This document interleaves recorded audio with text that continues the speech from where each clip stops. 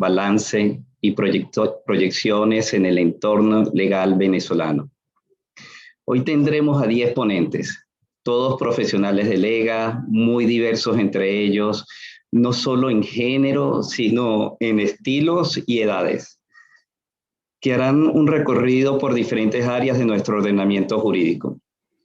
Si recordamos el 13 de marzo, cumplimos un año de haberse promulgado el decreto que declaró el estado de alarma en Venezuela por la pandemia.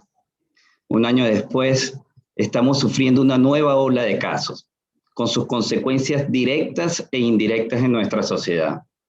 Desde aquel lunes 16 de marzo del 2020, cuando amanecimos en nuestras casas con mucha incertidumbre, ha pasado poco más de un año con su buena dosis de cambios. Al hacer un balance, no todo es negativo. Hay procesos que se han acelerado para bien. Por ejemplo, aquellos que han sido impulsados por la ciencia o por la tecnología. De una paralización casi total con proyecciones catastróficas, poco a poco los diferentes actores fueron adueñándose de su propio destino, se reactivaron y algunos hasta crecieron.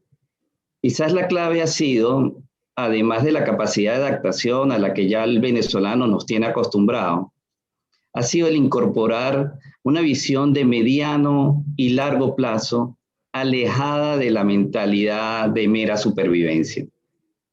Un año después, vemos cómo se habla, se discute, se estudia, lo que parece ser una pequeña reactivación económica. Inclusive, ha surgido una nueva y muy válida narrativa que presenta a Venezuela como el mejor mercado frontera para la inversión privada, local y hasta extranjera, lo cual no esconde nuestra compleja realidad, sino que construye en positivo sobre lo que somos y sobre lo que podemos ser. Es muy difícil resumir los retos legales que todos ustedes han tenido durante este año o inclusive proyectar los retos que vienen. Porque el estado de alarma supone mantener una actividad bajo normas que necesariamente cambian a medida que se aprende más sobre el virus y sus efectos directos e indirectos de todo tipo. Adicionalmente, debemos incorporar varios procesos en curso en Venezuela, como por ejemplo el uso de la divisa o dolarización en todas nuestras actividades económicas. Ciertamente hemos visto muchos cambios. Algunas veces tantas normas pueden lucir como una improvisación, pero no necesariamente lo es.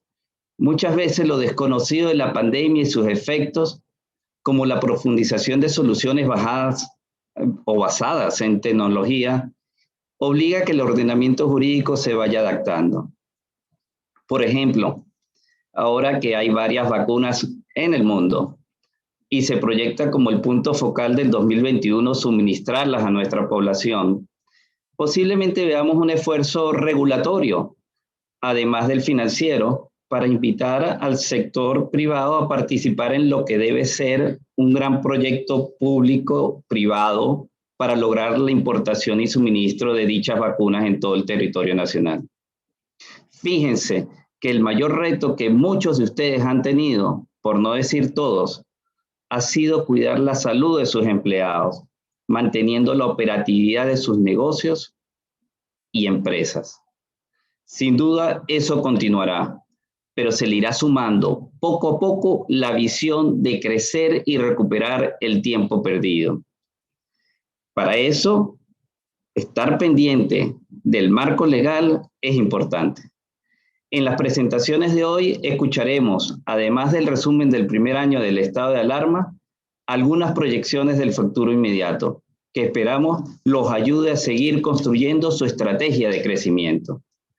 Agradeciendo de antemano a todos los ponentes, deseo darle la palabra a Carlos García Soto, curador y motor de esta iniciativa, quien junto a Dubras Casapiaín van a moderar este evento con el estilo al que ya nos tienen acostumbrados con su podcast, LegaCast.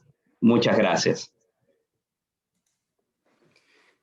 Muchísimas gracias, Luis, por estas palabras de bienvenida como socio director de Lega. pues muy contentos de dar inicio a este evento que hemos estado preparando en las últimas semanas. Cuando vimos que se cumplía un año del estado de alarma, dijimos que había que recapitular lo que habíamos visto en el entorno legal venezolano y además concluimos que estábamos en capacidad y además teníamos las ganas de hacer algunas proyecciones sobre cómo puede evolucionar el entorno legal, pues en el caso nuestro, en el caso venezolano. Seleccionamos 5 áreas: los aspectos corporativos, los aspectos laborales, los aspectos tributarios, los aspectos regulatorios y los aspectos propios del comercio internacional, y seleccionamos de nuestro equipo a socios y abogados para un total de 10 ponentes, 10 exposiciones de 5 a 7 minutos que tendremos hoy. En cada una de estas áreas, en lo corporativo, en lo tributario, en lo laboral, en lo regulatorio y en lo relativo al comercio internacional, tendremos 2 breves exposiciones. La primera para revisar el pasado de este año que está cumpliéndose. La segunda para tratar de proyectar hacia el futuro el impacto que en estas áreas vamos a ver o podemos esperar en el entorno legal venezolano. Así que luego de estas 10 breves exposiciones, vamos a tener entonces un periodo para preguntas y respuestas. Ya hemos ido recibiendo algunas preguntas de las personas que se han inscrito en este seminario de Lega. Este es un evento que se está transmitiendo por Zoom, se está transmitiendo por nuestro canal de YouTube, va a quedar grabado en nuestro canal de YouTube y pues bueno, podrán acceder a él a través de la información que va a ser publicada posteriormente en nuestras redes sociales. Como explicaremos al final, también de este evento va a surgir un informe escrito que vamos a enviar pues luego que finalice el evento dentro de algunos días, en el que se recoge en parte lo que está siendo expuesto el día de hoy, en parte también todo el material audiovisual y escrito que hemos producido desde Lega durante este año. Así que encantados de poder ofrecer este seminario y vamos a dar entonces inicio a las ponencias. Dubrasca. Muy buenos días a todos, bienvenidos a Lega, su casa. Para iniciar el evento analizaremos el impacto y proyecciones a raíz de la pandemia en el mundo corporativo. Para ello tenemos como invitados a José Alberto Ramírez y Pedro Urdaneta. José Alberto, para comenzar con el evento, ¿cuáles han sido los aspectos más importantes que este año de pandemia ha implicado para el entorno legal venezolano desde el punto de vista corporativo? Bueno, muy buenos días a todos, a la estimada audiencia que se conecta en el evento de hoy. Gracias, Dubrasca, gracias, Carlos. Sobre los aspectos corporativos, que son bastante amplios, yo lo voy a enfocar en 10 grandes líneas. Voy a arrancar hablando un poco del sector bancario y qué ha ocurrido durante este último año de pandemia. El sector bancario en Venezuela viene en franco y constante de crecimiento, mucho antes de la pandemia. Desde el año 2014 se viene reduciendo en tamaño. Lo cierto es que tiene una muy limitada capacidad crediticia, capacidad de hacer intermediación financiera. Hemos visto cierres de agencias, hemos visto alta rotación y fuga de personal capacitado, una complejidad para operar por el deterioro de los servicios públicos. Hay 2 grandes elementos que han venido golpeando el sector bancario, que son, número 1, la hiperinflación, de la cual todos padecemos, y el tema del encaje legal. El encaje legal, si recordamos, es el porcentaje de los depósitos que tiene la banca que debe mantener como reserva obligatoria dentro del Banco Central de Venezuela y no los puede utilizar para intermediación financiera. Hemos visto una muy limitada y una desaparición prácticamente del crédito al consumo. Ya las tarjetas de crédito son prácticamente inexistentes, créditos para vehículos, crédito para consumo, créditos nómina, extracrédito, todos esos productos son ahora un recuerdo del pasado. La mayor parte de las disponibilidades de dinero del sector bancario se encuentran depositadas en el Banco Central. La banca quiere y necesita financiar y prestar, pero tiene un marco regulatorio muy complicado. No obstante, hay temas también positivos que podemos destacar dentro del sector bancario y tienen que ver mucho con el proceso de dolarización que nuestra economía ha venido, digamos, implementando. Muchos bancos se han ido adaptando, muchos han empezado a prestar servicios y productos que tienen que ver con la multimoneda. Y yo creo que esto va a ser algo que va a marcar el futuro próximo del sector bancario en Venezuela. Un tema también que tenemos que destacar, que se aprobó a finales del año 2019 y se ha venido utilizando por los bancos, prácticamente es el único tipo de producto financiero que existe, son los créditos indexados por la VCC.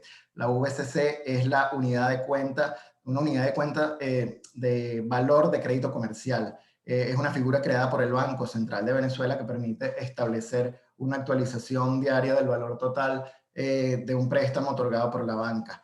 Durante el año 2020 apenas ocurrió la pandemia, en los meses de marzo, el Banco Central de Venezuela reaccionó, al igual que la Superintendencia de Bancos, y emitieron normativa dictando medidas para protección económica de los sectores afectados, ¿no?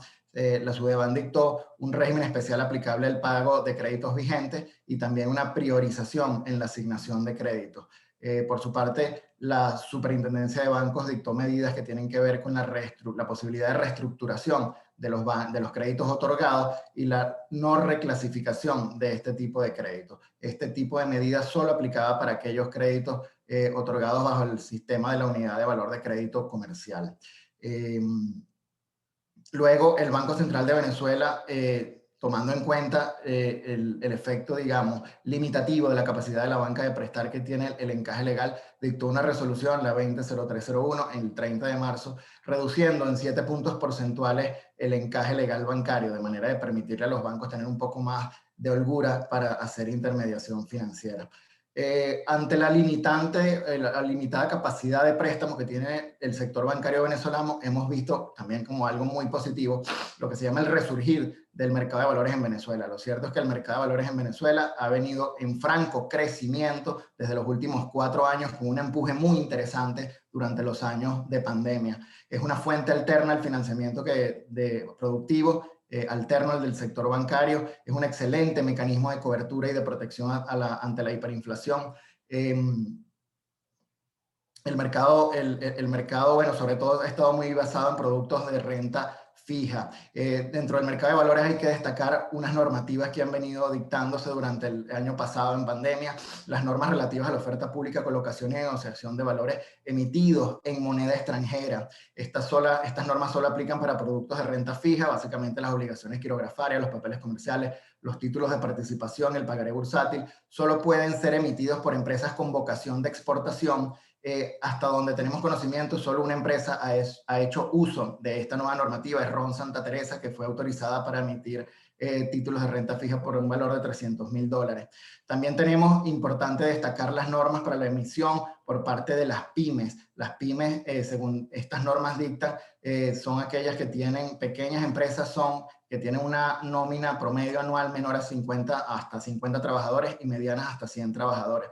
Este tipo de normas promueve o relaja un poco las normativas que tienen que seguir para emisión este tipo de empresas. También vale la pena hablar sobre el renacimiento de la bolsa agrícola, sobre la bolsa pública bicentenaria que acaba de publicar en sus redes sociales, que hace un relanzamiento institucional utilizando el sistema integrado centralizado de operaciones bursátiles, el SICOP, y hace mucho énfasis en que tiene una plataforma basada en la tecnología de blockchain.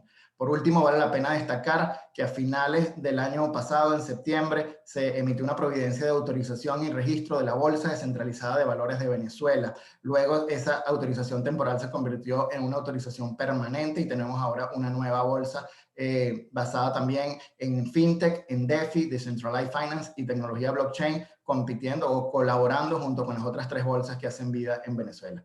Gracias, Durac.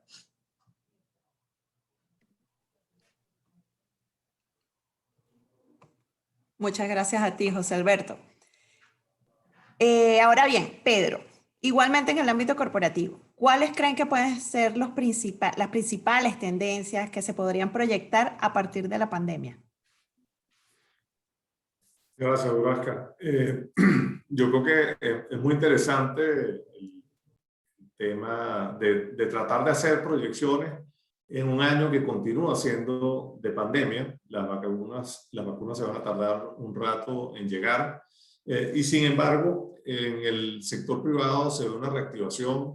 Creo que lo primero que nos llama la atención de lo que quiero hablar es de la agenda legislativa. El gran tema que tenemos por delante se habla de una reforma del Código de Comercio venezolano o de un nuevo Código de Comercio. Eso, por supuesto, queremos pensar que el nuevo Código de Comercio venezolano pueda ser un código bien moderno. El que tenemos es de 1955 y muchas de sus instituciones están desactualizadas en relación con economías con las que competimos, ¿no? Vemos y podemos proyectar también que el mercado de valores va a seguir creciendo en este año. Ya vimos lo que ocurrió el año pasado y durante este año creemos que va a haber muchas más emisiones de distintos tipos de títulos, tanto de renta fija como de renta variable.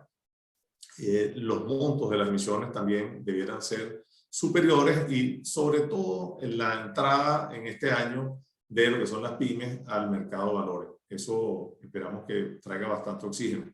En cuanto a la bolsa agrícola, este debe ser su año de actividad, su primer año de actividad importante, sobre todo por los volúmenes y por los tipos de contratos que ellos tienen que desarrollar para convertirse en ese puente entre los productores, los comercializadores y luego las empresas de la agroindustria. También podemos proyectar que el capital privado, recientemente, el día 9 de marzo, fue el lanzamiento de la Asociación Venezolana de Capital Privado. Y el capital privado, junto con el capital emprendedor, se deben convertir en una tercera fuente importante de financiamiento al sector privado. Sobre todo porque al tener una asociación, estos temas se van a empezar a discutir más en el país. La llegada de algunos fondos, eso ya está recogido en las noticias, la llegada de algunos fondos de capital privado al país provenientes tanto de Chile como de los Estados Unidos, va a significar también un aumento en el número de empresas y de operaciones de fusiones y adquisiciones. Nosotros estamos desde el año 2019 monitoreando cómo vienen entrando nuevos actores, adquiriendo empresas cada vez a valoraciones más interesantes y pensamos que eso va a continuar en este año post pandemia. Lo siguiente que quiero mencionar tiene que ver con los objetivos de desarrollo del milenio y los factores ASG. Los factores ASG tienen que ver con lo ambiental, lo social y el gobierno corporativo. Cada vez es más importante para las empresas multinacionales, los inversionistas extranjeros directos y para los fondos de capital privado, el que las empresas en las que ellos invierten o a las que les otorgan algún tipo de crédito o financiamiento estén midiendo claramente cómo están avanzando en estos objetivos del milenio y hace falta muchísimo trabajo de parte del empresariado venezolano para adecuarse a estos factores ASG y poder reportarlos de manera correcta. Vamos a seguir viendo emprendimiento en el 2021. El año de pandemia nos mostró cómo el venezolano sigue adelante en el sector privado y estamos viendo venezolanos que están trayendo dinero e inyectándoselo a sus propias empresas. Estamos viendo venezolanos de distintas partes del país que se están mudando a la ciudad de Caracas, arrancando todo tipo de emprendimientos. Luego en el área corporativa, más de las empresas un poco más establecidas, estamos viendo cambios en los procesos de contratación, la implementación de las firmas electrónicas y de los contratos inteligentes. Eso va a continuar en este año 2021. Estamos viendo rápidamente cómo estamos yendo a la digitalización. Continuará el comercio a través de plataformas de comercio electrónico y eso va a despertar riesgos de ciberseguridad.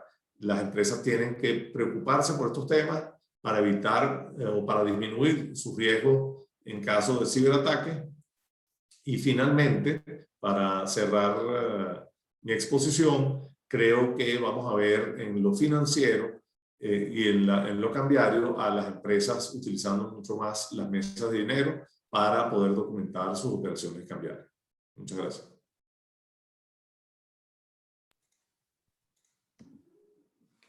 Estupendo, Pedro. Muchas gracias. Muy claro todo. Ahora continuaremos con el segundo bloque de exposiciones. Vamos entonces ahora a analizar los aspectos laborales alrededor de la pandemia. Para ello contamos con Isabel Pestana y Gabriel Calleja, miembros del Departamento de Derecho Laboral de Lega Abogados. Isabel, ¿cómo resumirías lo que ha sucedido en el ámbito laboral en este año de pandemia? Buenos días, Carlos, y buenos días a todos los que nos acompañan en la mañana de hoy por este recorrido que estamos realizando por los diferentes aspectos legales que de una u otra forma se han visto impactados tras un año un poco más de la declaratoria del estado de alarma en nuestro país. Como sabemos, desde que la Organización Mundial de la Salud declaró la COVID-19 como una pandemia, los estados han comenzado a aplicar diversas medidas con el fin de mitigar dentro de lo posible los riesgos asociados al contagio y propagación del virus. En Venezuela no fue sino hasta el 13 de marzo del 2020 que las autoridades dieron a conocer que se detectaron los primeros casos de coronavirus en el país, situación que lógicamente obligaba a que en Venezuela también se tomaran las medidas sanitarias para evitar tanto como fuera posible el contagio. Así, desde esa fecha, desde el 13 de marzo del 2020, las autoridades han dictado una serie de normativas con implicaciones directas en el ámbito laboral. Estas medidas estuvieron dadas primeramente por el decreto de estado de alarma en todo el territorio nacional, dictado precisamente en esa fecha, 13 de marzo del 2020. En este decreto se establecieron las medidas marco que debían regir en el país a raíz de esta nueva emergencia sanitaria.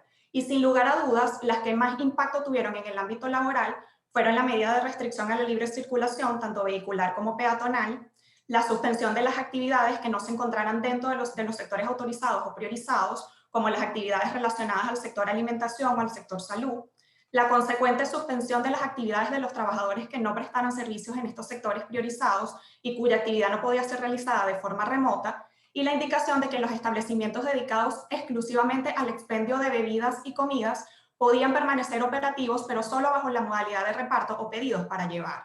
Esto trajo como consecuencia el surgimiento de nuevas modalidades de prestación de servicios, que tuvieron un auge muy importante no solo en nuestro país, sino a nivel mundial, como es el caso de los deliveries o los repartidores a domicilio. Luego de ello, el Ejecutivo Nacional dictó un decreto de inamovilidad laboral en fecha 23 de marzo del 2020. Este decreto, en la realidad, no fue más que la ratificación de esta protección o garantía a favor de los trabajadores que ya se encontraba vigente en nuestro país desde hace muchos años, especialmente desde el año 2018, donde se extendía esa inamovilidad laboral por 2 años, es decir, hasta el 31 de diciembre del 2020.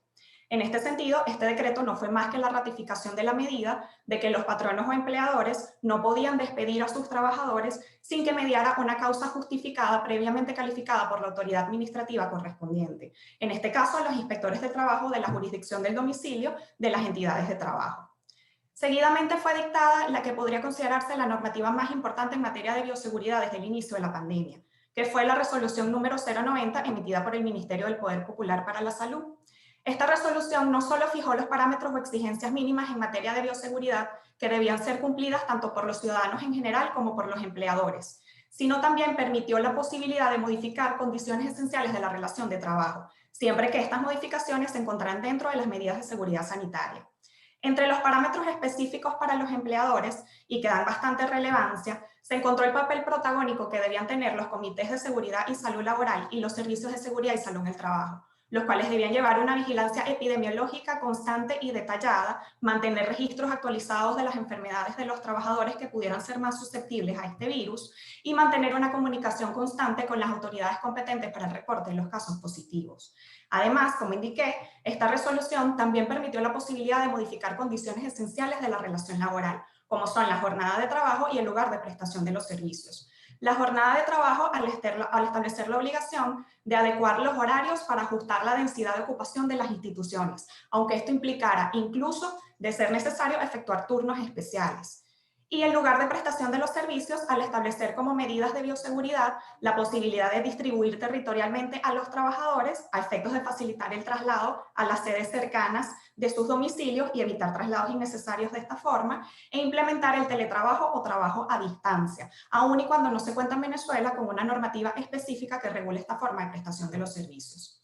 Esta resolución vino acompañada unos días más tarde de la resolución 024, dictada igualmente por el Ministerio del Poder Popular para la Salud, donde se establecieron de manera detallada y de una forma inédita, ya que esta normativa no existía con anterioridad, las medidas de bioseguridad que debían ser de obligatorio cumplimiento tanto para los prestadores del servicio del transporte público como para los usuarios o las personas que hicieran uso de él.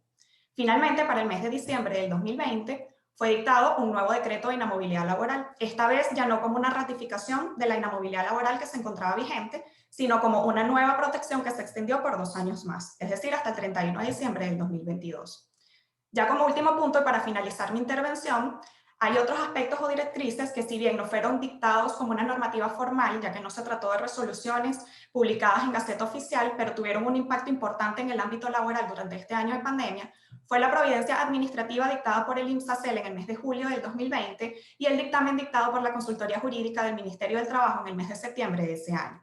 La primera, donde se impuso obligaciones en materia de seguridad y salud laboral a los patronos de elaborar e implementar un programa de bioseguridad específico ante la contingencia que estábamos viviendo por la COVID-19, y la segunda, donde se restringió el derecho a las vacaciones, ya que en criterio de la Consultoría Jurídica del Ministerio del Trabajo estábamos en presencia de una situación de emergencia sanitaria excepcional y no de un tiempo de esparcimiento que permitiera al trabajador dar una adecuada utilización de su tiempo libre, que es el fin perseguido por esta institución de las vacaciones. En términos generales, esos son los aspectos relevantes ocurridos durante este año de pandemia en el ámbito laboral. Muchas gracias.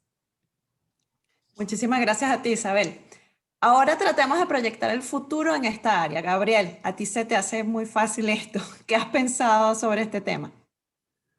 Bueno, muchas gracias, Dubrasca. Buenos días a todos. A pesar de que es muy difícil predecir el futuro, vamos a dar unas pequeñas pinceladas de lo que nosotros pensábamos pueden venir en los próximos años. Efectivamente, la COVID-19 está ocasionando un proceso de transformación en el ámbito de las relaciones laborales, porque pasamos de la regla general según la cual la prestación de servicios se ejecutaba principalmente en la localidad de trabajo y por vía de excepción en espacios abiertos y en el domicilio del trabajador, a una nueva realidad, y es que la prestación de servicios se está llevando a cabo principalmente mediante el uso de plataformas digitales en el domicilio del trabajador. A partir de ese momento, la transformación digital, o conocida también como digitalización, se ha convertido en una necesidad, porque las empresas han tenido que adaptar sus procesos, sus métodos de trabajo y sus estrategias en general para adaptarse a esta nueva realidad. Ahora bien, en este entorno de transformación digital, ¿qué es lo que quiero comentarles? En primer lugar, en la actualidad y durante este año, se nos ha venido preguntando y se nos seguirá preguntando, primero, los test y las vacunas antes y durante la relación laboral son obligatorios. Con respecto a los test, la opinión mayoritaria es que sí se pueden exigir, porque lo que se busca con el test es precisamente diagnosticar la enfermedad para prevenir el contagio. Ahora bien, con respecto a las vacunas, existen dos criterios muy válidos y con suficientes argumentos que lo respaldan.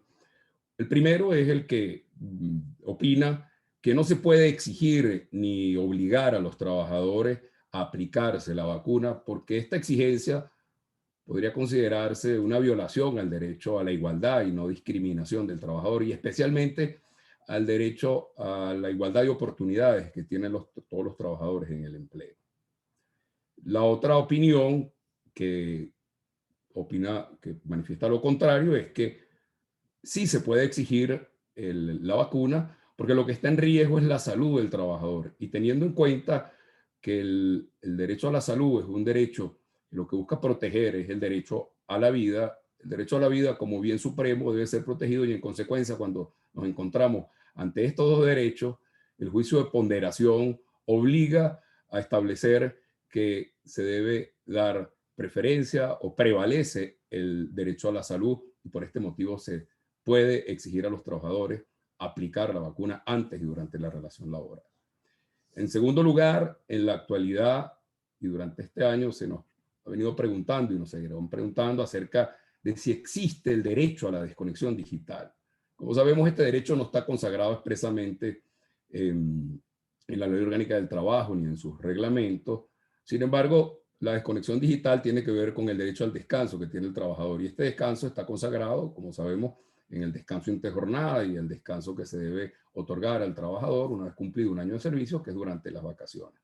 A pesar de que no está regulado, desde luego tenemos que decir que ese derecho a la desconexión digital debe existir sin duda alguna durante los periodos de descanso y también durante las vacaciones. Ahora bien, entre la jornada de trabajo, es decir, antes del descanso, para el descanso y la comida, no existe nada regulado al respecto, y lo que se viene hablando es el derecho a la desconexión digital para evitar la fatiga digital. De esto se va a hablar y se viene hablando porque de alguna manera lo que se busca es precisamente que el trabajador tenga periodos de descanso y que no exista en él esa fatiga que acabo de mencionar. Adicionalmente, también en tercer lugar se nos está preguntando acerca de si el trabajador tiene derecho a recibir una compensación por el uso de los instrumentos, es decir, por el uso del mobiliario, por el uso de sus espacios dentro del domicilio. Y acerca de esto tampoco la ley establece ninguna regulación, pero las recomendaciones de la OIT nos llevan a tomar en consideración esto como un elemento a considerar durante este año, sobre todo cuando no se le ofrecen ese tipo de herramientas a los trabajadores. A muy corto plazo y a mediano plazo se escuchará hablar mucho acerca de lo que ya está regulado en muchos países sobre el derecho a la intimidad en el uso de los instrumentos, herramientas y plataformas digitales puestos a disposición del trabajador. Y se pregunta, ¿hasta dónde el empleador tiene derecho a revisar sus contenidos? Adicionalmente, sobre este tema del derecho a la intimidad, también se escuchará hablar acerca del derecho a la intimidad en el uso de los mecanismos de geolocalización y se pregunta cuál es el alcance de la utilización de estos mecanismos. También se escuchará hablar del uso de cámaras y sistemas de grabación, es decir, hasta dónde, cuál es el alcance del uso de las cámaras, sobre todo durante los periodos de reuniones, de conferencias, y esto es un tema sobre el que se viene a hablar. Hacia un futuro también muy cercano, se escuchará hablar acerca del uso de la inteligencia artificial, es decir, de qué manera podrán la inteligencia artificial utilizar los datos personales para hacer escogencias y tomar decisiones y cuál es el trabajo que se tiene que hacer con respecto a esto. A modo de conclusión, no hay duda que se presentarán muchos cambios. ¿Es posible implementar estos cambios? Desde luego que sí, siempre tomando en cuenta que se debe garantizar al trabajador su intimidad, su salud, la seguridad e integridad de los dispositivos digitales, es decir, esas son las condiciones que se deben tomar en cuenta para poder hacer uso de estas acciones. Es importante tener en cuenta que la transformación digital no debe dar lugar a que se utilicen para inmiscuirse en la vida privada del trabajador. No debe protegerse de que no atenten contra el derecho a la igualdad y no discriminación, adicionalmente que no menoscaben el ejercicio de otros derechos digitales, y en este sentido las recomendaciones son una debida justificación de la utilización de la acción, una formación y capacitación de los trabajadores, sus supervisores, sus gerentes, una notificación previa al trabajador, una participación individual del trabajador y sus representantes, es decir, sus sindicatos en cuanto a la regulación de estos puntos, porque recordemos que estamos tratando con personas, estamos tratando con seres humanos que tienen derechos individuales que deben protegerse. ¿Cuál es el desafío? El desafío es que el derecho del trabajo se adapte a esta nueva realidad para conciliar las obligaciones laborales con el derecho a la vida familiar, a la conciliación y además, finalmente, el derecho al descanso digital, es evitar la fatiga digital. Sobre todo esto se habla de una ley de teletrabajo que no ha sido publicada y que tenemos que estar muy atentos cuando sea así. Y nosotros, en Lega, estaremos siempre muy atentos a través de nuestros Lega INDEP para ponerles en conocimiento a ustedes de todos estos cambios, todos estos avances y cuál es el futuro que se nos avecina. Muchísimas gracias, Durazca, y a todos por escucharme. Muy claro como siempre, Gabriel. Ahora pasemos a analizar el entorno tributario. Nuestras invitadas por el Departamento de Derecho Tributario de Lega son Rosa Caballero y Elina Pou. Cuéntanos, Rosa, ¿qué ha ocurrido en materia tributaria durante este año de crisis sanitaria? Muchas gracias, Durazca. Muy buenos días para todos los colegas, amigos, relacionados y clientes de esta casa que nos acompañan el día de hoy. Pues procuraré ser lo más puntual posible en abordar el tema o el tópico que me corresponde, como lo es las medidas fiscales que se han adoptado en el marco de esta pandemia. Pero antes de ello, quisiera referirme muy brevemente al decreto de declaratoria de estado de alarma. Al igual o como ya hemos comentado, el Estado venezolano, al igual que la mayor parte de los países del mundo, reconoce esta crisis sanitaria el 13 de marzo del año pasado mediante el decreto declaratorio de estado de alarma. Pero de este decreto lo que me gustaría pues compartir o destacar es el contenido del artículo 5 y de la disposición final sexta. El artículo 5 por una parte establece la obligación de todas las personas de dar cabal cumplimiento, estricto cumplimiento a las normas contenidas en ese decreto, la responsabilidad individual de aquellas personas que pongan en riesgo la salud de la ciudadanía, así como que pongan en riesgo la cabal ejecución del señalado decreto. Por su parte, la disposición final sexta establece que aquellos procedimientos administrativos que se vean suspendidos o interrumpidos por efecto de las medidas que se hayan tomado por el COVID no podrán ser imputados como una causa o no podrán ser considerados como una causa imputable al administrado, pero tampoco como una causa imputable a la administración. Y fíjense que estas disposiciones cobran especial relevancia en el ámbito tributario, pero muy especialmente se les debe tener presente en el marco de las fiscalizaciones de que actualmente están siendo objeto buena parte de los contribuyentes en materia de retenciones, casi todas ellas retenciones de impuesto al valor agregado, verificación de cumplimiento de deberes formales y materiales en que hubieran podido incurrir el contribuyente en el marco de la pandemia. Fíjense que estas disposiciones que por un lado establecen el obligatorio acatamiento de lo establecido en el decreto del estado de alarma, aunado por ejemplo a las circulares de Sudeban que reconocen que desde el mes de marzo hasta el mes de junio hubo una suspensión absoluta de actividades bancarias y que de junio a la fecha la actividad bancaria ha sido intermitente o ha venido regida por unas condiciones especiales, aunado también a lo establecido en el parágrafo único del artículo 10 del Código Orgánico Tributario, que establece que los efectos de la determinación y pago de las obligaciones tributarias se considerarán como días inhábiles aquellos días que las oficinas receptoras de fondos nacionales acuerden no abrir al público. Eso, aunado también a las especiales circunstancias que haya atravesado cada contribuyente en el marco de la pandemia, pueden servir como fundamento para enervar la validez de eventuales multas impuestas por incumplimientos verificados en el marco de la pandemia. ¿Qué quiero decir esto? Que pudieran prosperar defensas en las que el contribuyente alegue que el incumplimiento se debió, por ejemplo, a fuerza mayor, caso fortuito, error de hecho, derecho excusable o incluso estado de necesidad. Es decir, que el contribuyente pueda hacer valer eximentes de responsabilidad penal tributaria que excluyen la culpa del presunto infractor.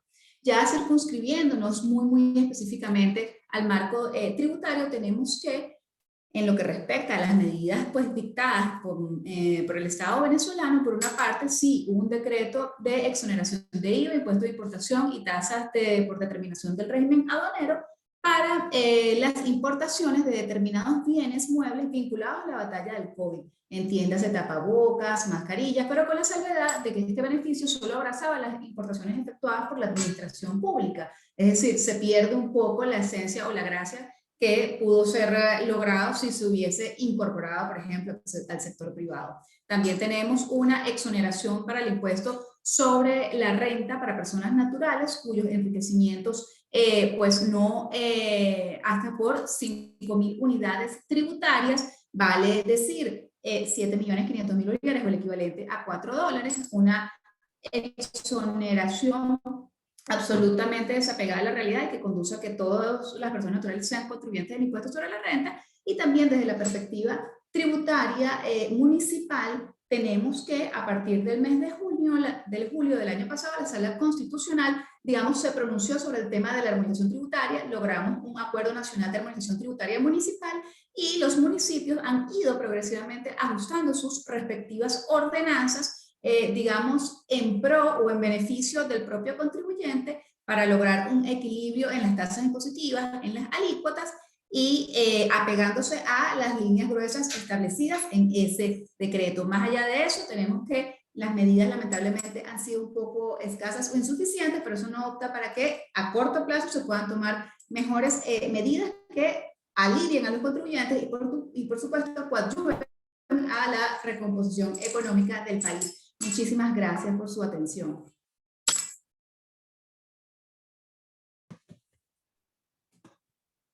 Muchísimas gracias, Rosa. Ahora, Elina, ¿tienes otros aspectos de los que nos quieras conversar y cómo ves el futuro del área tributaria a raíz de la pandemia? Gracias, Durasca. En efecto, existen otros temas de sumo interés para nuestra audiencia. Me refiero a los efectos en el entorno legal tributario causados por el fenómeno de la dolarización de la economía en Venezuela, la abrumadora devaluación y la hiperinflación. Factores estos que han estado presentes durante este año de pandemia. Por ello, Es un reto para los contribuyentes, para el gobierno, para la Asamblea Nacional y para las administraciones tributarias conciliar la coexistencia del dólar y el bolívar, no solo en los estados financieros por las distorsiones que ello puede originar producto de la devaluación y la hiperinflación, sino también por su impacto en las obligaciones tributarias. Es un hecho que se requiere el diseño de una nueva política macroeconómica y el dictado de normas que se adapten a esta nueva realidad, que al parecer permanecerá mientras el bolívar recupera su función como medio de cuenta y de pago y como índice de representación de la situación financiera de los contribuyentes. Todo lo cual plantea la necesidad de un trabajo conjunto entre los contadores y los abogados de los contribuyentes. Específicamente en la preparación de los estados financieros surge la necesidad de un análisis casuístico que permita realizar una evaluación de la posibilidad de usar el dólar como moneda funcional. Es decir, el uso del dólar como representación de la moneda del uso del efectivo de cada empresa. Eso sí, entendiendo que el uso del dólar no genera per se ni automáticamente la posibilidad de usarla como moneda funcional, dado que ello depende de varios indicadores. Por ejemplo, en el caso de un contribuyente dedicado a la importación de bienes, cuyos precios dependen del entorno económico del país de origen de las mercancías, en ese caso no habría duda alguna de que existiría la posibilidad de usar el dólar como moneda funcional. Tampoco escapa este resumen de temas, el llamado desbordamiento de los dígitos, el cual se evidencia en las limitaciones de los sistemas de contabilidad para registrar el creciente número de dígitos que genera la devaluación y la hiperinflación. Y que amerita, en nuestra opinión, considerar expresar los montos o cifras en los distintos registros contables en unidades de a mil, al menos hasta que no sea ordenada una nueva reconversión monetaria. Ahora bien, a efectos del impuesto sobre la renta, es fundamental entender que más allá de que el bolívar siga siendo la moneda de representación obligatoria, y me refiero a la obligación prevista en el Código Orgánico Tributario de llevar la contabilidad en bolívares, el uso del dólar en las operaciones de los contribuyentes no debería tener impacto en las cuentas por pagar o cobrar al final del ejercicio que se encuentren en divisas, dado que el contribuyente seguiría teniendo la misma cantidad de divisas y solo a efectos de sus registros contables tendrá una mayor o menor masa monetaria en bolívares de esas obligaciones aún pendientes, lo cual quiere decir que no habría disponibilidad ni realización de ganancia o pérdida alguna a efectos de la determinación del impuesto sobre la renta, sino meros ajustes contables o financieros producto de la devaluación del bolívar. En materia de IVA, aun cuando se pueden presentar diversas situaciones, podemos destacar aquellas que derivan de la emisión de facturas en dólares y pagos en bolívares en un momento posterior en el que ha ocurrido una variación de la tasa de cambio. En esos casos será necesario reconocer la variación del precio y la emisión de notas de crédito o de débito que impactarán el IVA en esas operaciones. Distinta sería la situación de la facturación en dólares que son pagadas en dólares también, dado que en ese caso no estaríamos ante una variación de precios que requiera la emisión de notas de crédito o de débito. Adicionalmente, es importante advertir que en esta materia del IVA, aquellos sujetos dedicados al comercio digital y al uso del delivery deberían tener en cuenta las normas de causación del impuesto y las de deberes formales, por lo que es recomendable que realicen una auditoría preventiva de esos aspectos que permita detectar alguna contingencia o reducir las posibilidades de reparo o imposición de multas. En materia municipal y en el contexto de la dolarización del que hablamos, hay que destacar que la Sala Constitucional del Tribunal Supremo de Justicia, en la sentencia sobre la armonización tributaria que dictó a mediados del año pasado, autorizó a los municipios a usar el petro como unidad de cuenta dinámica, lo cual, en mi opinión, representó el reconocimiento del peso del dólar en la economía y su valor como unidad de cuenta, entendiendo que el valor del petro se encuentra subyacentemente atado al valor del dólar frente al bolívar. Por todo lo expuesto, vemos como un gran desafío que deben enfrentar en un futuro próximo Tanto los contribuyentes, para evitar la distorsión de su información financiera, como los entes encargados de definir y diseñar la política financiera y tributaria del país, quienes deben acometer las modificaciones normativas necesarias para sincerar los efectos de la hiperinflación y acoger, mientras sea necesario, la dolarización de facto de la economía y sus efectos sobre la tributación, sin olvidarnos de las administraciones tributarias, quienes deben aplicar e interpretar la normativa y los hechos económicos con equilibrio, flexibilidad y racionalidad. En este contexto, no dudamos que sean dictadas normas que pretendan buscar que los montos de la recaudación de los tributos no se diluyan o aquellas que permitan que exista la posibilidad de pagar los tributos en divisa si así lo desean los contribuyentes.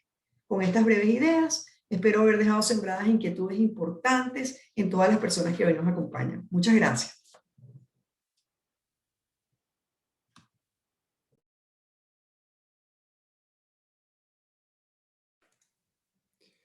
Muchísimas gracias, Elina, por tu intervención. Ahora corresponde revisar el impacto y proyecciones de la pandemia en el entorno regulatorio venezolano.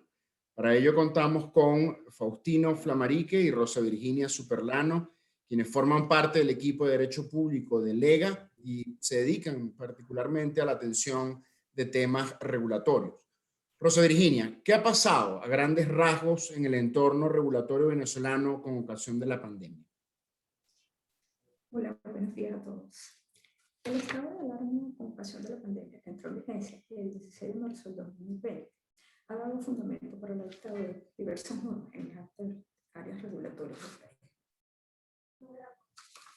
Como primer punto del decreto de estado de alarma, se declaró el estado de emergencia de salud, lo que generó la suspensión de actividades laborales en áreas, en todas las áreas, excepto las áreas prioritarias, atención médica preferencial para pacientes de COVID, cuarentena para dichos enfermos o los posibles contagiados y la designación de hospitales centinela. Se ordenó que todos los hospitales públicos o privados siguieran las pautas para atención de COVID que marcara el Ministerio de Salud. Y en junio de 2020 se dictaron las normativas sanitarias de responsabilidad social, también conocidas como normas de bioseguridad, que establecieron, entre otras cosas, la obligatoriedad de uso de mascarillas, gel antibacterial, limpieza de los espacios físicos, control de aforo, cuarentena obligatoria para enfermos de COVID y la obligación para todo ciudadano que tuviese síntomas asociados al COVID de realizar notificación a las autoridades. Esta obligación se hace especialmente hincapié para los pacientes mayores de 65 años o con enfermedades que los hacen pacientes de riesgo. Paralelamente también se dictó una normativa para facilitar la comercialización de los medicamentos. Eso incluía la eliminación de los empaques secundarios de los medicamentos y la eliminación de los prospectos, que son los papelitos que van dentro de los estuches de los medicamentos. En materia de seguros, la Superintendencia de la Actividad Aseguradora dictó una circular invitando a las compañías de seguro a dar cobertura a todos los eventos de salud relacionados con el COVID, aun cuando el COVID fuese declarado epidemia. La Superintendencia de Seguros también dictó una normativa suspendiendo los procedimientos administrativos que llevaban en ese momento esa superintendencia y habilitó un número telefónico para atención prioritaria de los asegurados con relación a estos eventos. En el sector inmobiliario, en este punto el Ministerio de Hábitat y Vivienda se apresuró a dictar una norma, una resolución suspendiendo la obligación del pago de los cánones de arrendamiento. Suspendió también las medidas de desalojo y estableció la posibilidad de que los arrendatarios y arrendadores llegaran a acuerdos para facilitar los cánones. Estas medidas son aplicables a viviendas principales y locales comerciales, excepto para los locales comerciales que estuviesen ocupados por comercios que no estuviesen suspendidos, cuyas actividades no estuviesen suspendidas, como por ejemplo comercios de farmacias, alimentos, agua potable, los sectores quedaron habilitados para trabajar en la pandemia, y tampoco se aplica para aquellos comercios en caso que reanuden sus actividades comerciales. Allí reanudaría la obligación de pagar sus canales de arrendamiento. Originalmente esta medida tuvo vigencia hasta el 1 de septiembre del 2020 y fue prorrogada. Probablemente se espere que sea prorrogada nuevamente. La prórroga fue por 6 meses. Con relación al área de educación, se dictaron varias resoluciones relacionadas con la suspensión de la actividad educativa primaria, media, secundaria y posgrado. Con esto se estableció la obligación de buscar las alternativas de educación online y la reprogramación de las actividades académicas. Con relación al transporte y la movilidad, se dictaron distintas restricciones de movilidad en el país, entre zonas, entre municipios y entre distintas franjas horarias. Aquí ha habido una especie de desorden normativo porque han habido disposiciones a nivel nacional, a nivel de estado y a nivel municipal. También se dictaron unas condiciones especiales de distanciamiento social y bioseguridad en el transporte urbano, es decir, unas normas de bioseguridad de transporte. Estas normas establecían básicamente el control sobre la capacidad en transporte público, taxis e incluso transporte privado. El uso de medidas de bioseguridad como las que hablamos antes, mascarillas, gel antibacterial, e incluso el control del distanciamiento en las paradas de transporte público. También se restringió las operaciones del espacio aéreo nacional, tanto vuelos internos como vuelos externos, excepto para los vuelos de uso humanitario, los vuelos de repatriación, los de carga y de correo. Esta medida ha tenido unas excepciones, especialmente en diciembre y enero de este año, del 2020, permitiendo vuelos Caracas-Margarita, Caracas-Maracaibo y unos vuelos provenientes de Panamá, República Dominicana, Turquía y México. Y también se tomaron unas normas de vigilancia epidemiológica en aeropuertos, puertos y pasos fronterizos, que es lo que ha dado pie para la exigencia de las pruebas PCR en los aeropuertos antes de tomar vuelos internacionales. Bueno, estos en líneas generales, mi exposición para el día de hoy. Muchas gracias por su atención. Pues muchísimas gracias, Rosa Virginia. Muy claro el resumen de lo que ha sido el entorno regulatorio durante este año de pandemia. Ahora vamos a tratar de proyectar un poco el futuro en este entorno regulatorio, en este entorno de regulación en el que nos encontramos en Venezuela, y para ello hemos invitado a Faustino Flamarique, uno de los socios de Lega, para que nos ayude a ver qué podemos esperar del futuro en este retador entorno regulatorio venezolano. Muchas gracias, Carlos. Uno de los aspectos en los que se hace más relevante medir el impacto de las consecuencias de la pandemia y las limitaciones que se han venido imponiendo es sin duda el regulatorio. No solo por lo que tiene que ver con el comportamiento de la administración pública o las actividades de la administración pública, sino también por los nuevos negocios que han venido apareciendo casualmente como consecuencia de estas limitaciones. Todos conocemos la lista que publicaciones especializadas han ido sacando sobre negocios que han crecido luego de la pandemia o negocios que se han limitado y están esperando que se recupere la movilidad. Pero lo cierto es que todos ellos tienen un denominador común, que es el uso de la tecnología en esas actividades económicas. Como les digo, la tecnología ha sido vital en el comportamiento de la administración, particularmente con lo que tiene que ver con los procedimientos administrativos. Esto no es algo novedoso. La verdad que desde hace algún tiempo algunas administraciones públicas han venido utilizando herramientas tecnológicas y se ha venido tramitando procedimientos en línea. Por decir uno de los más importantes en materia económica, sabemos que se puede hoy tramitar marcas y derecho de propiedad intelectual en línea.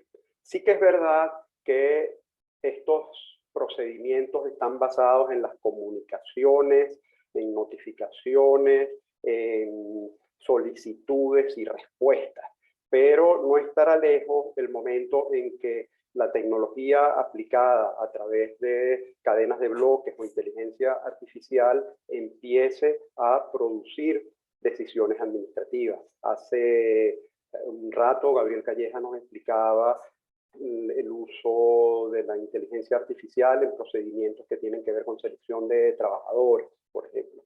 Y no hace 2 días, FUNEDA, la Fundación de Estudio de Derecho Administrativo, transmitía una ponencia de un catedrático español sobre recursos administrativos a decisiones dictadas por inteligencia artificial. De manera que hacia allá va la administración pública. Por otro lado, el sector privado también ha venido adaptándose y han surgido estos nuevos negocios o se han ido desarrollando con más fuerza basados casualmente en el uso de la tecnología. Nos referimos a la entrega de alimentos en los domicilios, nos referimos a la telemedicina, nos referimos a los medios de pago que cada vez más pueden utilizarse en línea. Todos estos no tienen una regulación específica y sí que les resulta aplicable la regulación general. No va a ser necesario que en todos ellos surjan nuevas regulaciones, porque bueno, sabemos que no se trata de establecer controles, pero sí que se tengan en cuenta la protección de los derechos de los consumidores, la protección de la intimidad de las personas en el uso de las bases de datos. Adicionalmente, también vemos cada vez más la regulación del cuidado del ambiente, la regulación de los impactos ambientales en el desarrollo de las actividades económicas. Esto aplica a toda la actividad industrial, pero especialmente a las industrias de uso intensivo que bueno, pueden llegar a contaminar la atmósfera, el agua y las tierras. Hacia allá, cada vez más se ve una regulación que trata de proteger el ambiente. Y el marco regulatorio, como les decía, no tiene que ver únicamente con el comportamiento de la administración pública, sino que el sector privado ha entendido que tiene que ser parte de establecer estándares incluso más elevados que los que contiene la regulación ordinaria. Y cada vez más también vemos en algunas industrias específicas, algunas compañías en particular, que dictan normas de autorregulación, bueno, como un elemento normativo que los ayuda a establecerse en el mercado y sobre todo a tener estos estándares cada vez más elevados. Ahora bien, hacia allá creemos que va la regulación. Este es el impacto que nos deja la pandemia, pero también es verdad que en la coyuntura actual tenemos un reto tan importante como lo anterior, y es contar con un entorno regulatorio que sea más claro, que le dé más claridad a la actividad normativa. Y me refiero a un entorno regulatorio transversal, desde las leyes hasta los reglamentos de menor rango. Y allí tiene que ver también lo que les decía hace un momento de la autorregulación. En definitiva, necesitamos normas que sean más claras para la actividad académica, para la actividad industrial y comercial, y evidentemente que esté basada en menos sanciones a dichas actividades. Muchísimas gracias a todos. Esto es lo que les tenemos respecto a las proyecciones en el entorno regulatorio. Faustino, gracias por tus comentarios. Ya llegando a la parte final de las exposiciones, en este último bloque vamos a revisar los aspectos del comercio internacional y hemos invitado a Luzmeli Rey y a Gonzalo Capriles, quienes se dedican en nuestra firma a los temas relativos a la inversión extranjera y en general al comercio internacional. Doctor Capriles, ¿cómo valora el impacto de la pandemia en el comercio internacional? En Venezuela, la pandemia no ha tenido los graves efectos sobre el comercio internacional que ha producido en otros países, en los que el comercio internacional se venía desarrollando normalmente, con más o menos altibajos, y entonces llegó la pandemia y suspendió todo eso. Se cerraron los puertos, se cerraron los aeropuertos, las empresas dejaron de producir, se rompieron las cadenas globales de valor y se suspendió, se paró el comercio internacional. En Venezuela no fue así. Y no fue así porque la pandemia en Venezuela solo ha agravado una situación que venía con anterioridad, mucho antes del inicio de la pandemia. Ahora tenemos ciertamente algunos efectos producidos por la pandemia, como dificultades para producir por los confinamientos, las cuarentenas radicales, retraso en los trámites, mayores exigencias sanitarias, aumento de costos porque ahora hay una escasez mundial de contenedores, etc. Pero si revisamos el decreto de estado de alarma, vamos a encontrar que no hay normas que regulen en detalle lo relativo al comercio internacional. Apenas se prevé que las operaciones portuarias se continuarán realizando y que habrá algunas facilidades para las importaciones de medicina y otros productos relacionados con la pandemia. En resumen, los factores que condicionan al comercio internacional de Venezuela son anteriores a la pandemia. ¿Cuáles son esos factores? Tomemos los que señala la CEPAL. Caída de la actividad económica por 7 años seguidos. Caída del Producto Interno Bruto. Aguda escasez de combustible. Sanciones económicas de los Estados Unidos. Caída de ingresos fiscales. Cesación de pago de la deuda pública externa. Hiperinflación por varios años. Migración de buena parte de la población y cierre de muchas empresas. Y encima de todo eso nos llegó la pandemia. Para el 2021, la CEPAL anticipa una nueva caída en la actividad económica del 7%, fundamentalmente por el descenso de la actividad de los sectores no petroleros. Pero sin embargo, no todo es negativo. Hay otros desarrollos en el comercio internacional, básicamente producto de la actividad del sector privado, que son alentadores. En primer término, el sector privado pasa a ser el factor principal de la economía del país, por encima del sector público, que había mantenido esa posición durante más de un siglo, desde que se inició en Venezuela la explotación y comercialización internacional del petróleo a comienzos del siglo XX. Y en segundo lugar, específicamente sobre el comercio internacional, que la caída de las exportaciones del sector privado se ha estabilizado, a pesar de la caída en otros indicadores. En los últimos años se ha exportado alrededor de 1.400 millones de dólares anuales, siendo en este momento los productos líderes los camarones congelados, los rones y el chocolate. ¿Qué podemos ver hacia el futuro? En primer lugar, muy poco avance en temas de integración latinoamericana. Venezuela es miembro del Mercosur, pero está suspendida su participación en esos órganos y no participa en otros esquemas de integración que tengan una orientación hacia la integración económica. Esta situación, aunada a los profundos distanciamientos políticos que existen actualmente entre el gobierno de Venezuela y los gobiernos de otros países latinoamericanos como Colombia y Brasil, que en un momento fueron importantes, hace pensar que en el futuro próximo no se van a producir avances significativos en la integración económica que puedan ayudar a abrir mercados a las exportaciones venezolanas. Luego, el tema de las sanciones de Estados Unidos. La administración de Biden ha anunciado el mantenimiento de las sanciones impuestas al gobierno de Venezuela. No descartamos que algunas sanciones puntuales, como la que afecta a las importaciones de gasoil, pueda ser levantada por razones humanitarias, pero no parece que en el corto plazo se vaya a levantar las sanciones más importantes impuestas al gobierno de Venezuela, a PDVSA y al Banco Central. Y finalmente el tema del apoyo gubernamental, que si bien es es escaso, pero se ha mantenido y puede ser muy importante en cuanto al financiamiento, por ejemplo, por la vía de Bancoes.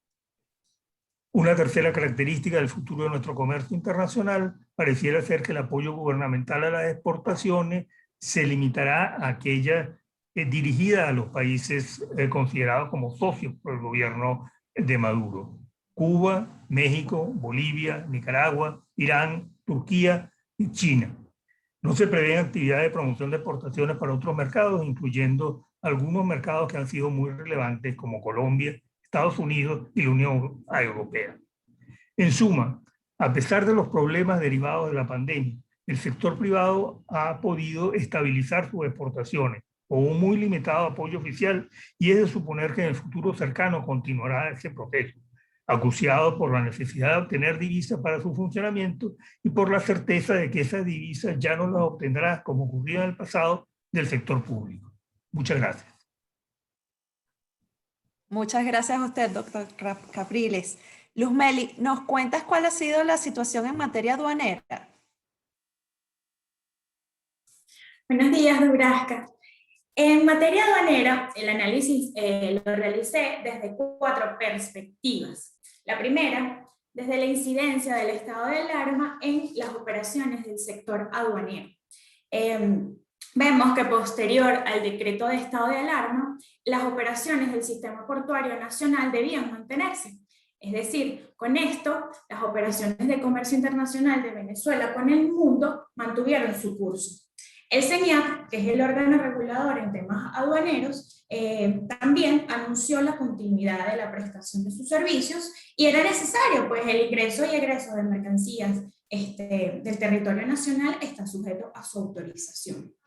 Esta situación se mantuvo durante el 2020 y el 2021. El SIDUNEA, que es el Sistema Aduanero Automatizado, fue la herramienta principal para llevar a cabo estos trámites correspondientes a los regímenes aduaneros de importación y exportación, y en general las operaciones en aduana se vieron afectadas por los mismos problemas logísticos que presenta el país, como por ejemplo poca disponibilidad de vehículos de carga, restricciones de tránsito. Los importadores de repente tenían inconvenientes para el trámite de algunos de los regímenes legales de importación, como certificados, permisos, licencias, entre otros. La segunda perspectiva es el régimen de beneficios fiscales aplicables a las importaciones que estuvo vigente durante la pandemia. En este sentido tenemos que, en virtud de la COVID, en marzo del 2020 fue emitido un decreto mediante el cual se exonera del impuesto de importación, tasa e IVA a los bienes que importara la administración pública, solo la administración pública, de bienes como mascarillas, máscaras antigas y demás aparatos respiratorios. Posteriormente, el Ministerio de Salud emite una resolución donde igualmente exonera a la administración pública de la importación, de los impuestos de importación, IVA y tasa a las importaciones realizadas por los órganos y entes de la administración pública, tanto de mascarillas, aparatos respiratorios, como de equipos e insumos médicos. Tengamos en cuenta que estas exoneraciones solo aplicaron a la administración pública.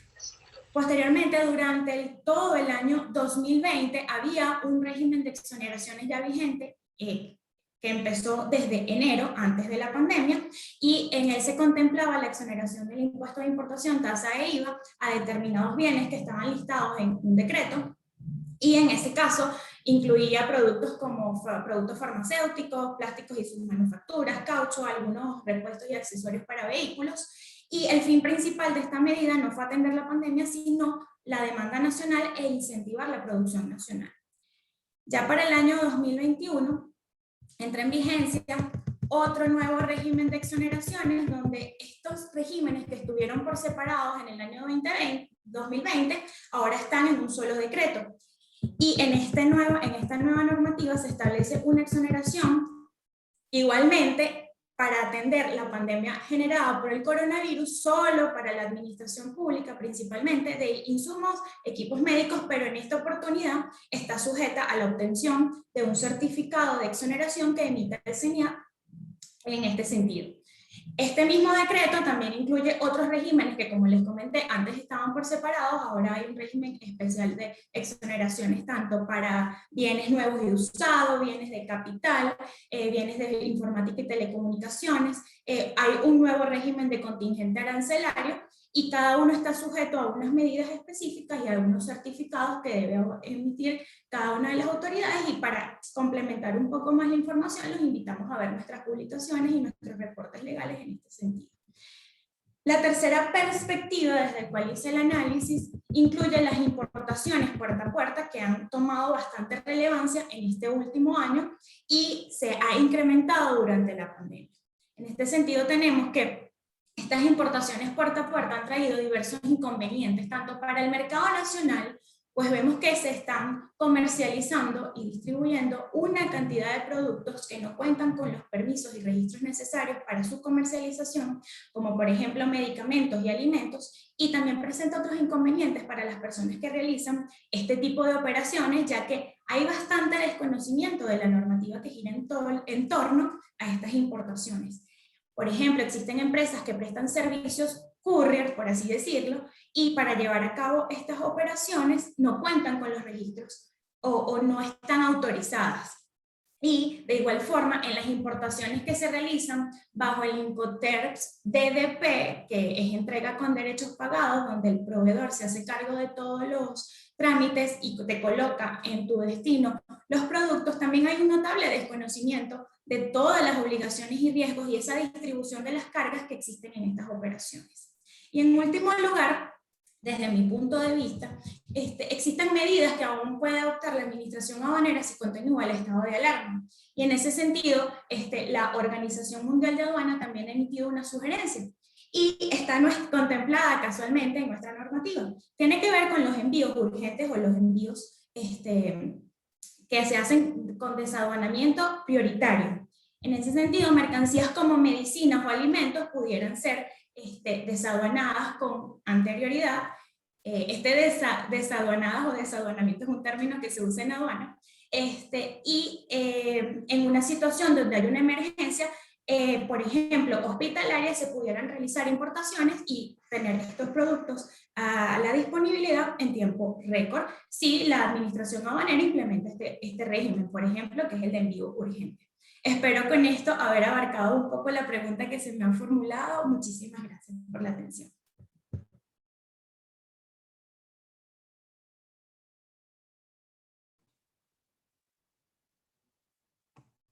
Sí, disculpen que tuve un problemita con el micrófono. Luzmeli, muchísimas gracias. Doctor Capriles, ya para cerrar, ¿cuáles son las proyecciones en materia de inversión extranjera?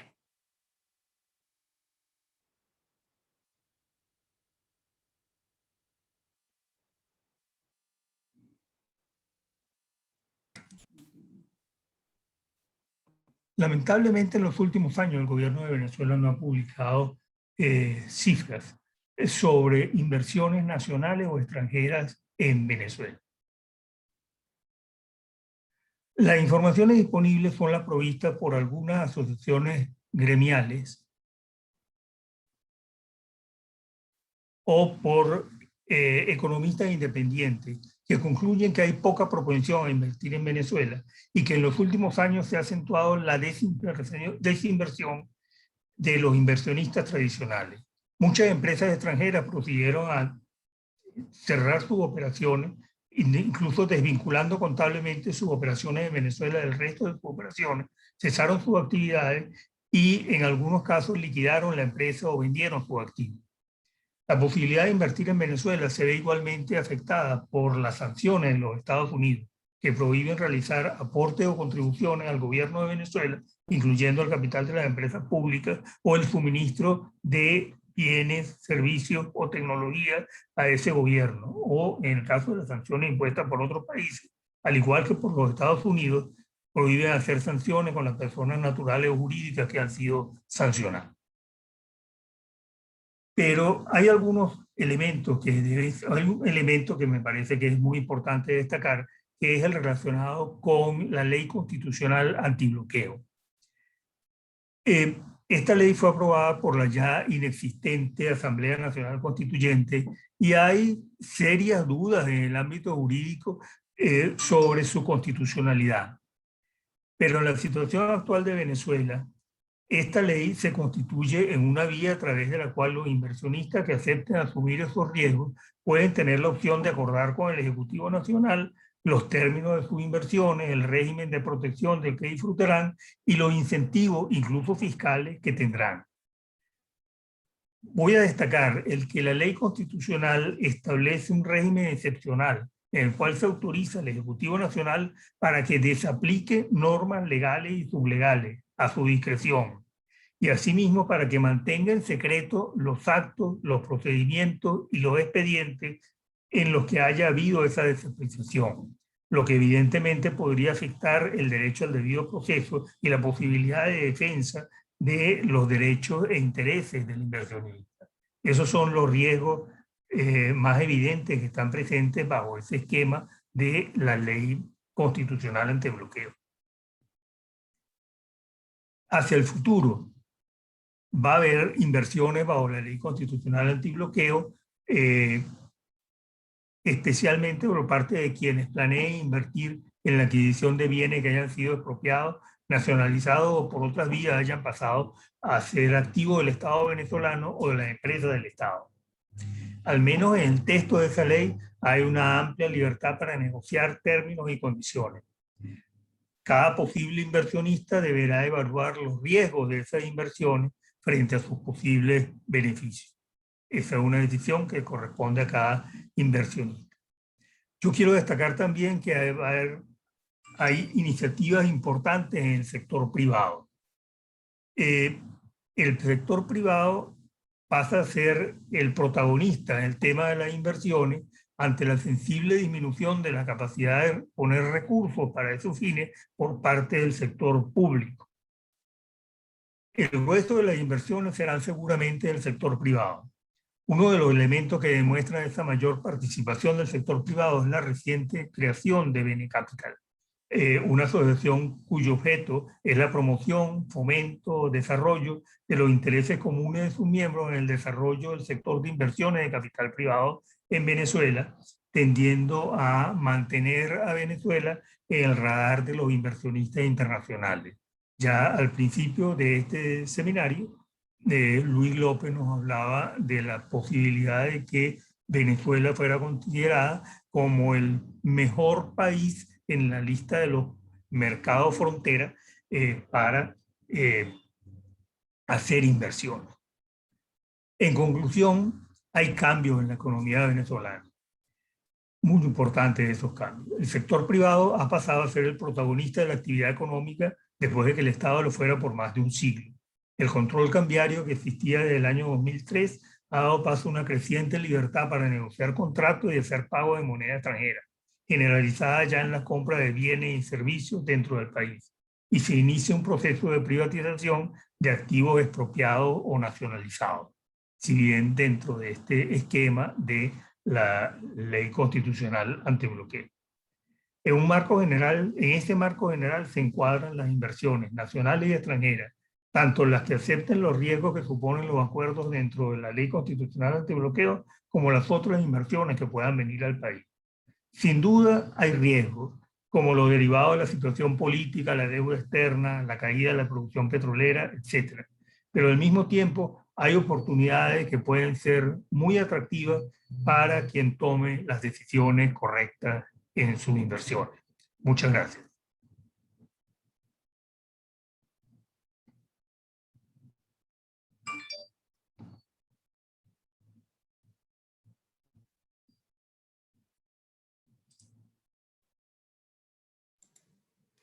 Muchísimas gracias, doctor Capriles. Con esto cerramos el ciclo de exposiciones que teníamos programado sobre estas 5 áreas del entorno legal venezolano. Recordamos que este evento está quedando grabado en nuestro canal de YouTube, que pueden acceder con los datos pues, a los que tienen acceso desde nuestra página web, cuenta de YouTube de Lega Abogados. Vamos entonces ahora, en los minutos que nos quedan, y pues siempre queriendo respetar el tiempo programado para este evento y el tiempo de nuestros asistentes, a responder una pregunta por cada área. Hemos seleccionado una pregunta para cada una de las áreas que se han cubierto en este evento y esa pregunta va a ser respondida por uno de los dos ponentes que nos han acompañado en el día de hoy. Dubrasca. Muy bien.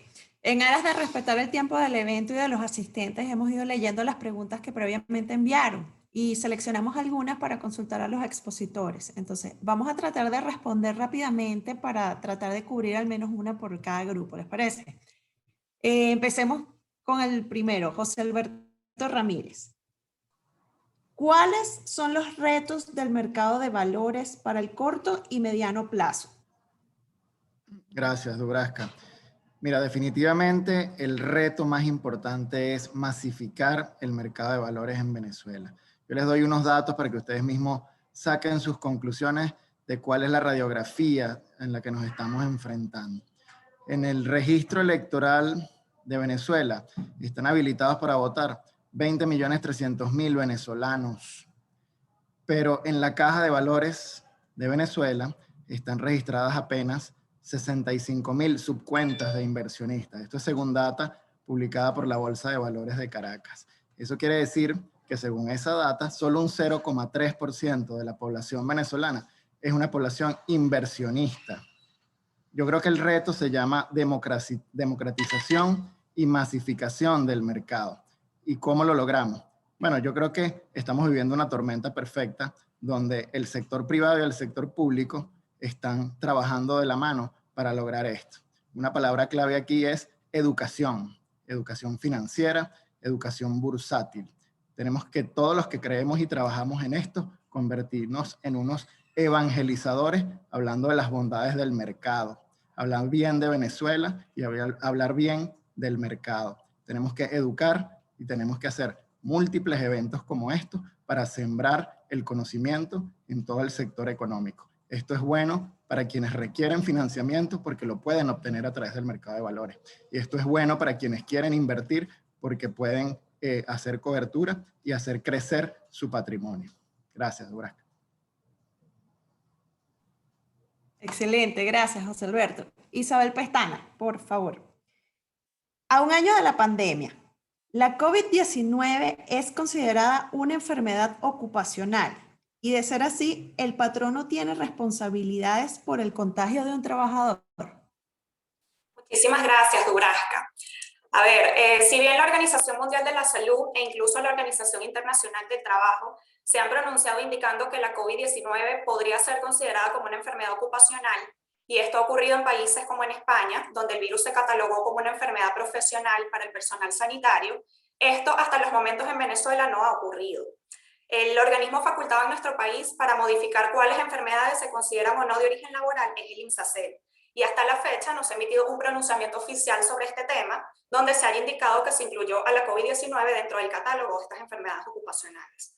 No obstante, pues siempre la recomendación para los patronos es que se cumplan a cabalidad todas las medidas de bioseguridad establecidas en la resolución 090, emitida por el Ministerio del Poder Popular para la Salud, como mencioné en mi exposición, y no solo esas, sino también las medidas de seguridad y salud laboral generales establecidas en la LOPSIMA, con el fin de que, bueno, eventualmente se pueda mitigar cualquier posible riesgo que esté asociado a que la empresa pueda ser objeto de sanciones o responsabilidades ante la demanda o reclamación de algún trabajador.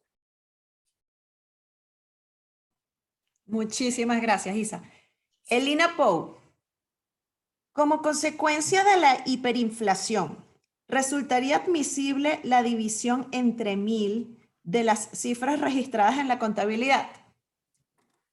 Gracias, Dubrasca. Me preguntas algo que ha causado mucha inquietud en los contribuyentes y en nuestra opinión te puedo contestar esa pregunta iniciando con una de las frases que terminé en mi exposición. Se requiere de las administraciones tributarias la interpretación de los hechos económicos de una manera equilibrada, con flexibilidad y racionalidad. El fenómeno de la hiperinflación no puede, digamos, responsabilizar a los contribuyentes por el hecho de que sus sistemas de contabilidad no puedan acoger ese número creciente de cifras y de las magnitudes económicas en las cuales se han transformado sus operaciones económicas. Nosotros consideramos que bajo ese criterio de racionalidad, lo que son los registros contables debería aceptar la administración tributaria sin ningún problema la división en unidades de 1000 de esas cantidades. Eso mientras no ocurra la reconversión monetaria, que es la que le puede quitar dígitos a las magnitudes económicas que actualmente se manejan en la economía venezolana. Entonces, bajo ese criterio, nosotros no veríamos inconveniente en que el contribuyente lo hiciera, por supuesto, manteniendo las cifras con todos sus dígitos en las facturas y por supuesto en las declaraciones de obligaciones tributarias. Entonces, se aconseja tal vez en esos casos, para mayor tranquilidad o para hacer uso luego eventualmente de una eximente de responsabilidad sancionatoria, es posible formular consultas ante la administración tributaria para conocer el criterio de la administración y exponer, por otra parte, este criterio razonable acerca de la división en unidades de 1000 de las magnitudes económicas que se están manejando en la economía. Gracias. Gracias a ti, Elina. Faustino, en los últimos meses se ha acentuado el uso del dólar para el pago en el comercio. ¿Ello tiene alguna restricción legal? Esto lo preguntan mucho.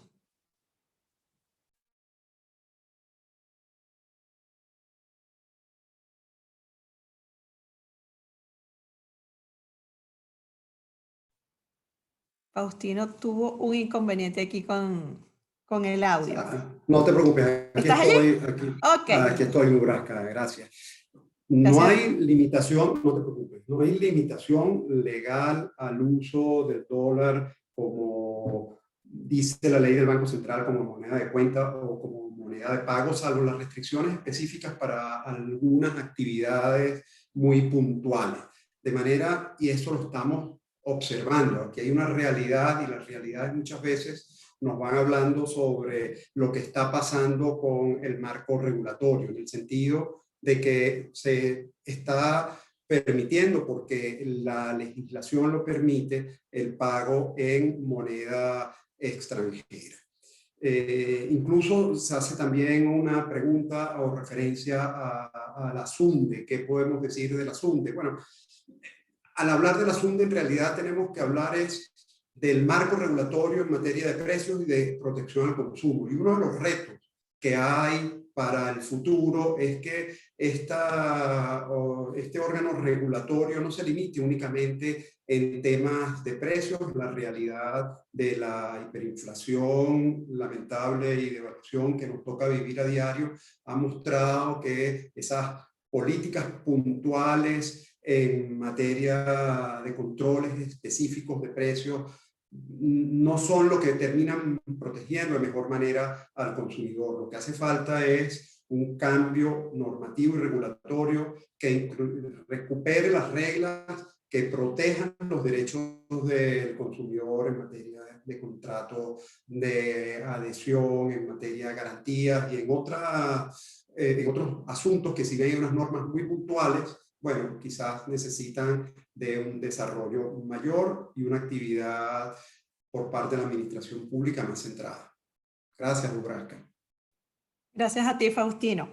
Doctor Capriles, para cerrar, ¿cuáles sectores económicos serían más propicios para el comercio y la inversión luego de la pandemia? Gracias, Nebraska. Muy brevemente. Ciertamente ya, incluso en este mismo seminario, se ha hablado de algunos sectores que han sido ganadores y otros que han sido perdedores luego de la pandemia. Entre los sectores ganadores se encuentran aquellos que nos permiten trabajar a distancia, que nos permiten funcionar a distancia. Esos incluyendo el uso de estos medios de comunicación o los delivery, el hecho de que nos traigan la comida a la casa o nos traigan cualquier producto a la casa. Esos son sectores que son ganadores en esta situación. Hay otros sectores que implican que haya una relación personal directa con el consumidor, y esos son sectores que antes la han tenido mucho más difícil, el tema de la hostelería, bares y restaurantes, o el tema de los hoteles y el turismo en general. Eso por una parte. Pero yo quisiera señalar adicionalmente que después de enumerar todos los problemas que tiene la economía venezolana, es claro que la recuperación de la economía venezolana es una tarea titánica. Y en esta tarea debemos basarnos en el uso intensivo de la creatividad y de la innovación y la tecnología. Porque probablemente incluso empresas que han sido la base de nuestra economía, como el petróleo durante los últimos años, bueno, se van a ver, evidentemente se ven afectadas por el tema del cambio climático y nuevas tecnologías que irrumpen y dejan los combustibles fósiles un poco a un lado. Entonces, si bien tenemos que reactivar la economía venezolana y la economía petrolera, porque es la única fuente de ingresos importante que tenemos en el corto plazo frente a la enorme deuda externa que tenemos que pagar, al mismo tiempo hay que tomar en cuenta que como existe el factor de cambio climático, tenemos que desarrollar otras tecnologías que permitan que nuestro país sea más limpio en ese contexto. Y así en otros sectores hay que incorporar tecnología en la agricultura, por ejemplo, porque tenemos que aumentar nuestra capacidad de producir alimentos para el pueblo.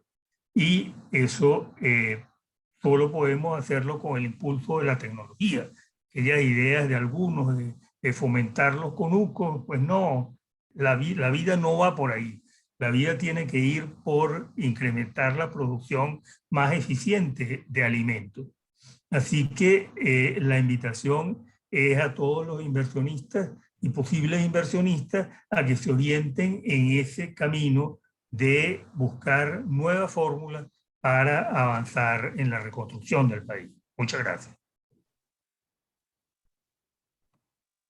Muchísimas gracias a todos por sus respuestas. Definitivamente, creatividad y tecnología es lo que necesitamos.